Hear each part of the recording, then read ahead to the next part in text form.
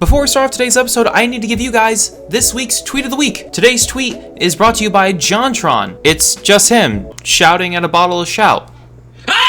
It's just art. Nothing more to it. Pure, raw talent right there.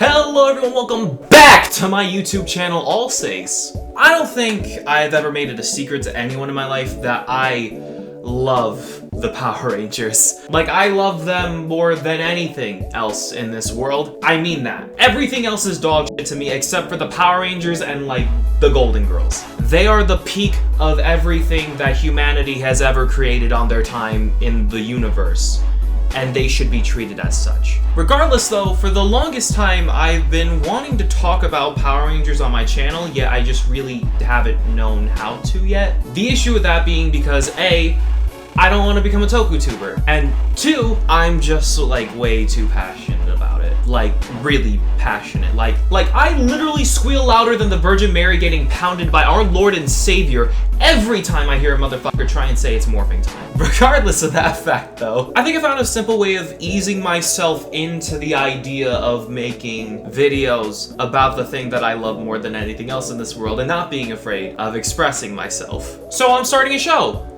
This one. The one I'm making right now. It's gonna be called Not the Power Rangers. Basically, this is where we talk about every single TV series that was like the Power Rangers, but isn't the fucking Power Rangers. This includes things like VR Troopers, Beetleborgs, that one Ninja Turtle series that no one wants to talk about. You ain't a ninja? I am Shinobi. We're gonna be talking about all that, as well as how much I love all of it. Today, I decided that the first show we should talk about is the one that I know literally the least about. That way, it's a learning experience for the both of us. So today, I'm talking about the Mystic Knights of T.I.R.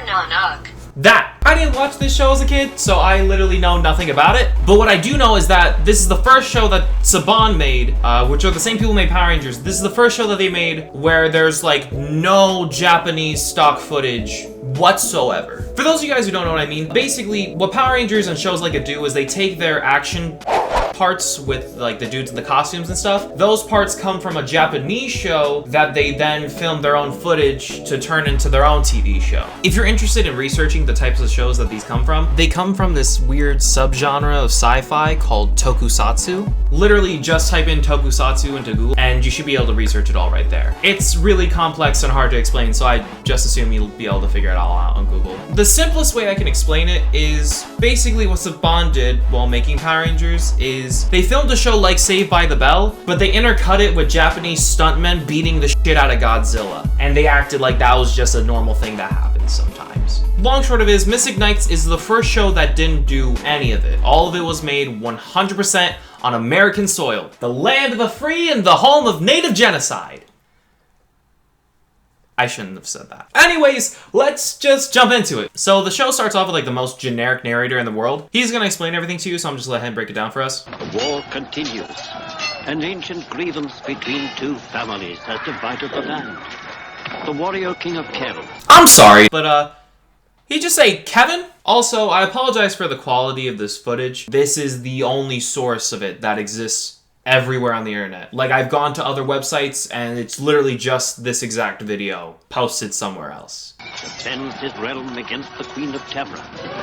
Battle rages on many fronts. But now, all this may change.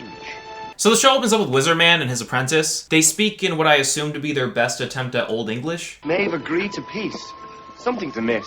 I am to attend the meeting with King Conor myself, lad. Wizard Man does some magic and calls upon a CGI monster that our boy Rohan tries his absolute hardest to act like is there.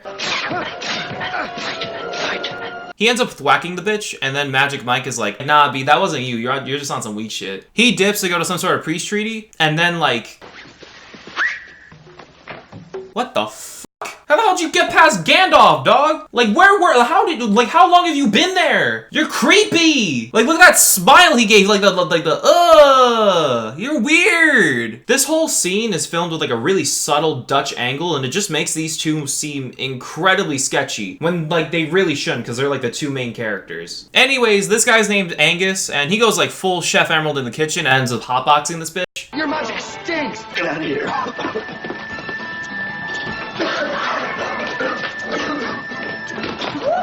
Oh, Princess Deirdre. Release me, fool! Oh my god! This bitch just roasted them! Angus gets caught just being there, and then homeboy tries macking on the princess. Just a magical mishap.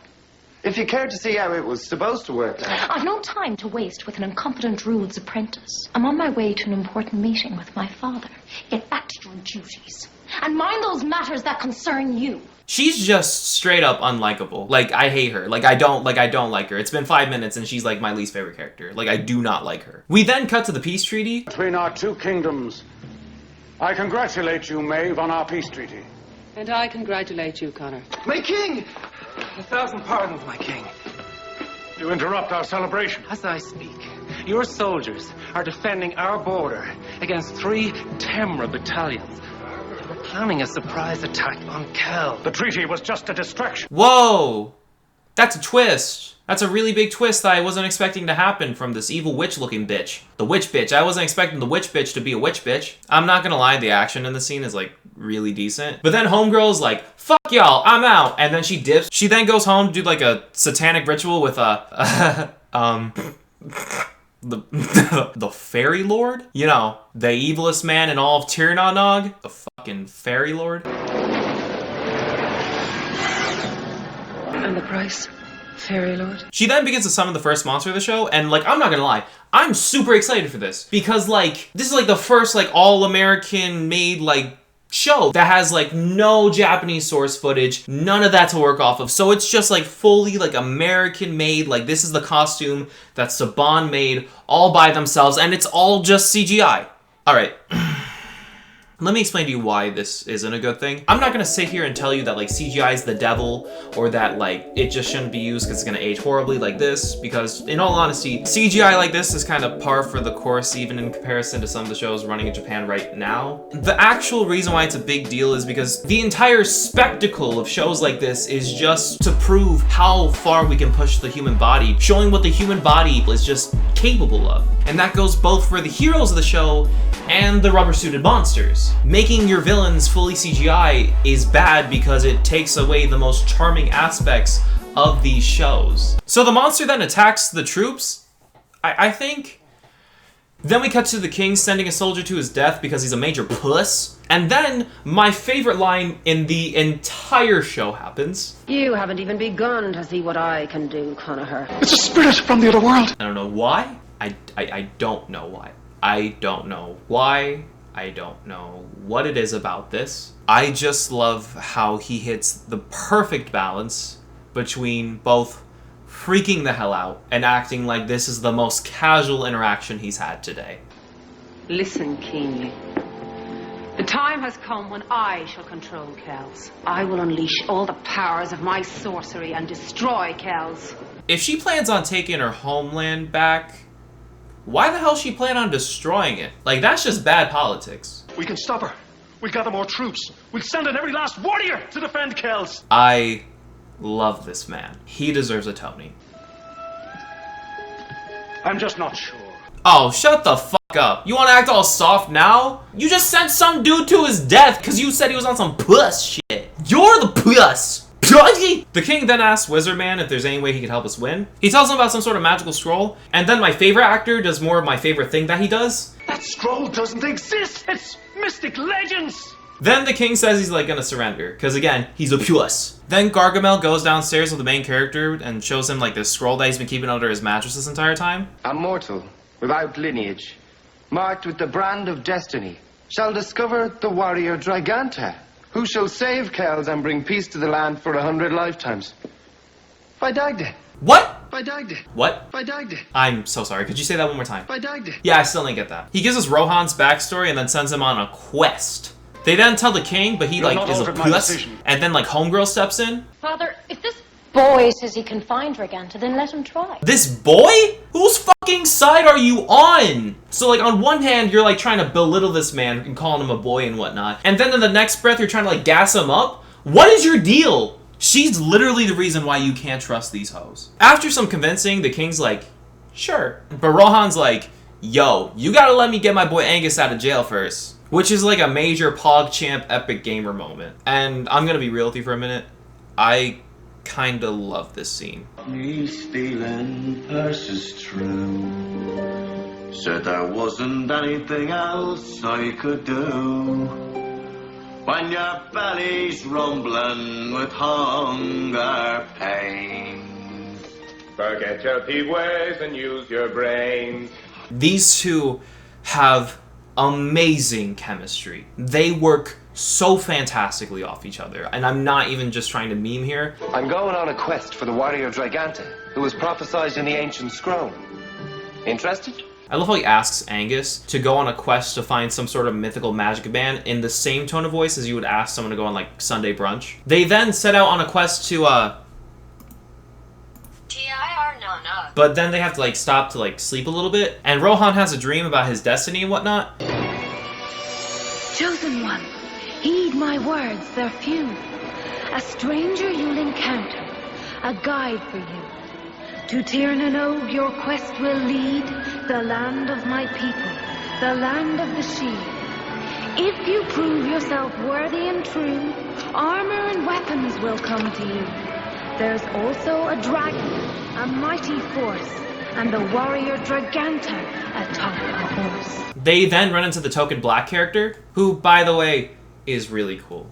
I don't mean to belittle his character because he's a token character. I just wanted to point out the fact that he's the only black man we've seen this entire time. This is a touchy subject. I don't know what to say here. They have a really decent fight scene. The gimmick of having the two main characters tied to one another while fighting the third dude is actually kind of cool and makes for some really interesting choreography here. He then agrees to take him to find this fairy stone and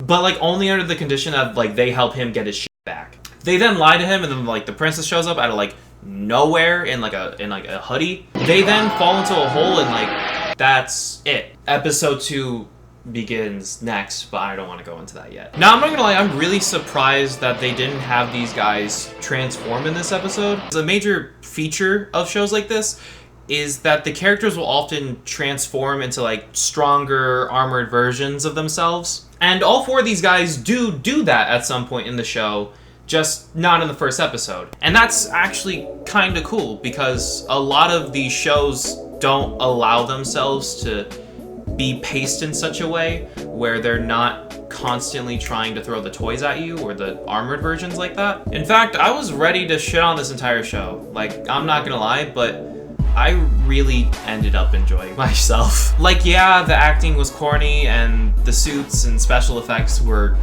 just downright awful, but the writing's not terrible. It does a really good job at introducing you to the character, and it sets up really good story arcs for each of them to follow. I kind of have to commend them for that, because a lot of American Toku really never try to incorporate an ongoing narrative until maybe like Power Rangers in Space, and I would love to watch more of it if it ever showed up on like Netflix or like in some sort of DVD pack somewhere. And if you want to watch it yourself, it's all on YouTube, and it's all been there since like 2011. Speaking of liking things, please be sure to like the video if you liked it, or dislike if you dislike it. Comment down below, did you watch Mystic Knights? Do you think it was good? Or does it end up dropping quality somewhere? Also, comment down below what you thought about this video or a series like this. I'd love to hear it.